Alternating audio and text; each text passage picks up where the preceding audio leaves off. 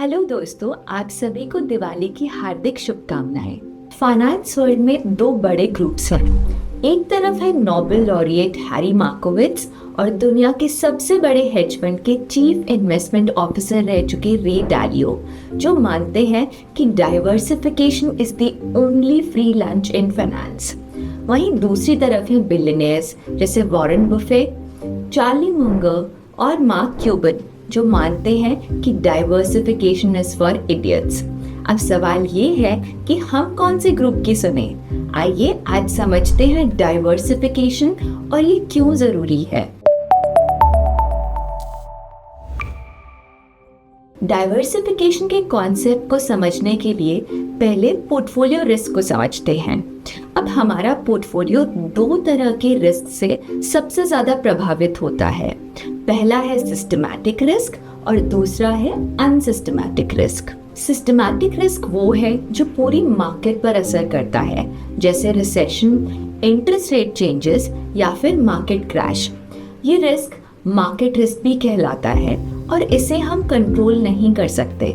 पर unsystematic risk वो है जो सिर्फ एक पर्टिकुलर कंपनी या सेक्टर पर असर करता है, जैसे कंपनी की मैनेजमेंट ने कुछ गलत डिसीजन ले लिया, या कंपनी का नया प्रोडक्ट फेल हो गया, या फिर कंपनी किसी लीगल इश्यू में फंस गई, या फिर रॉ मटेरियल प्राइसेस बढ़ गए जिसकी वजह से पूरी इंडस्ट्री पर असर पड़ा।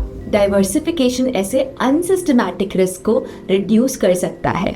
मतलब अगर आप सिर्फ एक कंपनी या एक सेक्टर में पैसे लगाते हैं और वहाँ कुछ गलत हो जाता है तो काफ़ी नुकसान हो सकता है। पर अगर आप अलग अलग एसेट्स, अलग अलग सेक्टर और अलग अलग स्टॉक्स में पैसे लगाएंगे तो एक सेक्टर या कंपनी का लॉस आपके पूरे पोर्टफोलियो की परफॉर्मेंस को बहुत खराब नहीं होने देता। इसी को हम कहते हैं डाइवर्सिफिकेशन। अब पोर्टफोलियो कैसे कैसे डाइवर्सिफाई कर सकते हैं? Number 1, asset class diversification and asset correlations. Stocks, bonds, mutual funds, real estate, commodities जैसे गोल्ड और करेंसीज, ये सब अलग अलग एसेट क्लासेस हैं। इन सभी एसेट क्लासेस का एक दूसरे के साथ अलग अलग कोरिलेशन यानी संबंध होता है। जैसे कि कुछ स्पेसिफिक टाइम पीरियड्स में ऑब्जर्व किया गया है कि जब स्टॉक्स गिरते हैं तब गोल्ड या बॉन्ड्स या तो स्टेबल रहते हैं या थोड़ा बढ़ सकते हैं। इस कोरिलेशन की वजह से अगर मार्केट डाउनटर्न में आपका इक्विटी पोर्टफोलियो नीचे है तो बॉन्ड्स और गोल्ड इन्वेस्टमेंट्स की वजह से इन्वेस्टर्स इस डाउनटर्न का इम्पैक्ट कम महसूस करते हैं। Number 2, sector diversification. Sector diversification का मतलब है अलग अलग सेक्टर्स और इंडस्ट्रीज में इन्वेस्ट करके अपने रिस्क को स्प्रेड करना। जैसे कोविड-19 पैंडेमिक के दौरान टूरिज्म इंडस्ट्री डाउन थी, पर टेक और यूटिलिटी सेक्टर्स अच्छा परफॉर्म कर रहे थे क्योंकि डिजिटल सर्विसेज और एसेंशियल सर्विसेज की डिमांड बढ़ गई थी।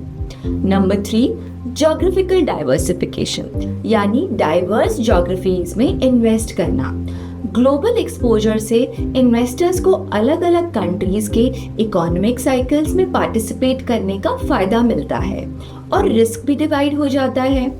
अगर किसी एक देश में इकोनॉमी डाउन है तो दूसरे देश की ग्रोथ उसे बैलेंस कर सकती है। Number 4, time based diversification. सिर्फ एसेट्स या सेक्टर ही नहीं बल्कि रेगुलर इंटरवल्स पर इन्वेस्टिंग भी एक टाइम बेस्ड डाइवर्सिफिकेशन स्ट्रैटेजी है। रेगुलर इन्वेस्टमेंट्स आपको एवरेज कॉस्ट पर इन्वेस्ट करने का मौका देती है, चाहे मार्केट ऊपर हो या फिर नीचे। इस टेक्निक को डॉलर कॉस्ट एवरेजिंग भी कहते हैं और ये लॉन्ग टर्म रिटर्न्स को स्टेबलाइज करने में मदद करता है। Number 5, size based diversification. Size based diversification का मतलब है डिफरेंट साइज की कंपनीज में इन्वेस्ट करना। लार्ज कैप, मिड कैप और स्मॉल कैप स्टॉक्स के मिक्स को यूज करके।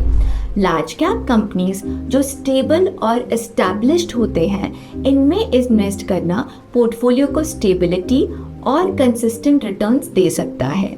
लेकिन मिड कैप और स्मॉल कैप कंपनीज में ग्रोथ पोटेंशियल तो ज़्यादा होता है, वहीं इनका रिस्क भी ज़्यादा होता है। एग्जाम्पल के तौर पर लार्ज कैप कंपनीज जैसे HDFC बैंक और TCS मार्केट डाउनटर्न्स में रिलेटिवली स्टेबल रह सकती हैं, जबकि स्मॉल कैप कंपनीज जो ज़्यादातर नए और ग्रोइंग बिजनेसेस होते हैं उनका ग्रोथ पोटेंशियल तो ज़्यादा होता है पर वोलेटिलिटी भी हाई होती है। ये साइज बेस्ड डाइवर्सिफिकेशन से आपके पोर्टफोलियो में एक बैलेंस बनता है, स्टेबिलिटी भी और हाई ग्रोथ पोटेंशियल भी। आइए बात करते हैं अब कुछ इम्पॉर्टेंट पॉइंट्स की। Point number 1, diversification does not guarantee profits. याद रखिए, डाइवर्सिफिकेशन रिस्क को रिड्यूस करने का एक तरीका है, प्रॉफिट की गारंटी नहीं। डाइवर्सिफिकेशन का मेन फायदा ये है कि रिस्क को मैनेज करता है और लॉसेस को कम कर सकता है, लेकिन प्रॉफिट की पक्की गारंटी नहीं देता। Point number 2, over diversification dilutes returns. बहुत ज़्यादा डाइवर्सिफाई करने से आपके रिटर्न्स कम हो सकते हैं। इन्वेस्टर्स जिनके पास 20 तरह के म्यूचुअल फंड्स हैं, उनके ओवरऑल रिटर्न्स इस ओवर डाइवर्सिफिकेशन से डाइल्यूट हो जाते हैं। पोर्टफोलियो में लिमिटेड और हाई क्वालिटी इन्वेस्टमेंट्स पे फोकस करना ज़रूरी है, नहीं तो रिटर्न्स कम हो सकते हैं। कुछ स्टडीज़ में तो ये भी देखा गया है कि जब पोर्टफोलियो में नंबर ऑफ स्टॉक्स 30 से ज़्यादा होने लगते हैं तो डाइवर्सिफिकेशन का बेनिफिट ऑलमोस्ट खत्म हो जाता है। Point number 3, concentration is for experienced investors. Diversification ऐसे इन्वेस्टर्स के लिए अच्छी स्ट्रैटेजी है जिनके पास अपने स्टॉक्स और बाकी इन्वेस्टमेंट्स पर रिसर्च करने का ज़्यादा समय नहीं है। वहीं कंसंट्रेशन का मतलब है कि आप कुछ सिलेक्टेड स्टॉक्स या एसेट्स में ही पैसे लगाते हैं, और ये स्ट्रैटेजी उनके लिए है जो मार्केट और स्पेसिफिक एसेट्स के बारे में बहुत एक्सपीरियंस रखते हैं और जिनके पास काफ़ी समय भी है रिसर्च करने का। तो दोस्तों, ये थी डाइवर्सिफिकेशन की कहानी। Don't put all your eggs in one basket का मतलब भी यही है। अगर आप अपने पैसों को सिर्फ एक जगह लगाएंगे तो रिस्क ज़्यादा होगा, पर अगर आप अलग अलग सेक्टर्स, एसेट क्लासेस और ज्योग्राफीज में डाइवर्सिफाई करेंगे तो आप रिस्क को अच्छे से मैनेज कर पाएंगे। डाइवर्सिफिकेशन अनप्रेडिक्टेबल मार्केट्स में सेफ रहने का एक अच्छा तरीका है।